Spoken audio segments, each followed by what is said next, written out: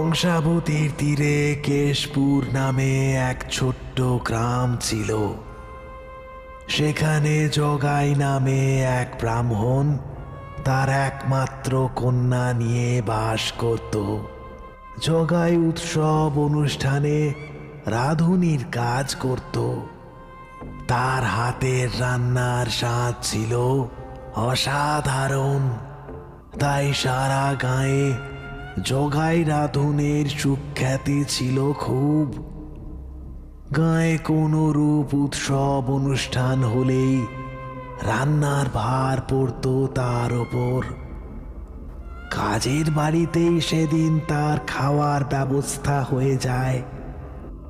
আর তারপর কাজের শেষে ভোজ সামগ্রী সহ দান দক্ষিণা যা পায় কাপড়ে বেঁধে তা নিয়ে আসে বাড়িতে। কইরে মা, মারে কই, দরজাটা খোল। বাবা, তুমি এসে গেছো? ইহ, কোথায় থাকিস মা? এত দেরি হয় দরজা খুলতে?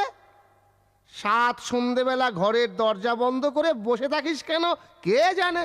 বাবা, সারা বাড়িতে এই আমি একটা মাত্র প্রাণী, একা থাকি। যদি চোর ডাকাত ঢোকে তখন কি হবে শুনি? কি আর আছে রে মা, যে নিয়ে যাবে? যাকে যাকে, শোন শোন, জমিদার বাড়ির অনুষ্ঠানে রান্না করে আজ তো বেশ ভালোই উপার্জন হয়েছে রে মা।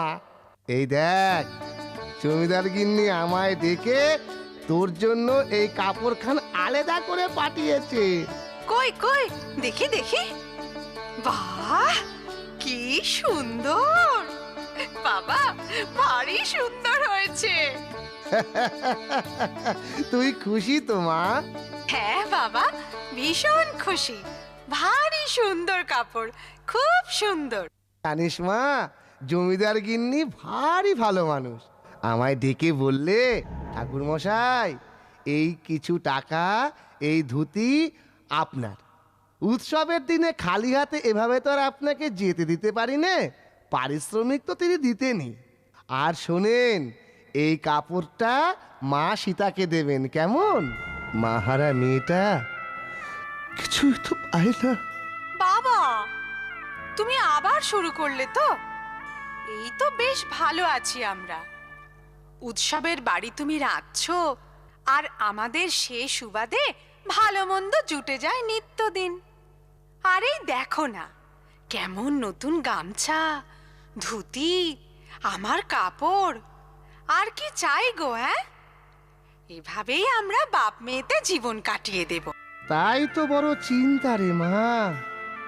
যদি গায়ে উৎসব কমে যায়, যদি আর লোকে আমায় না ডাকে রাঁধতে, তখন কি হবে?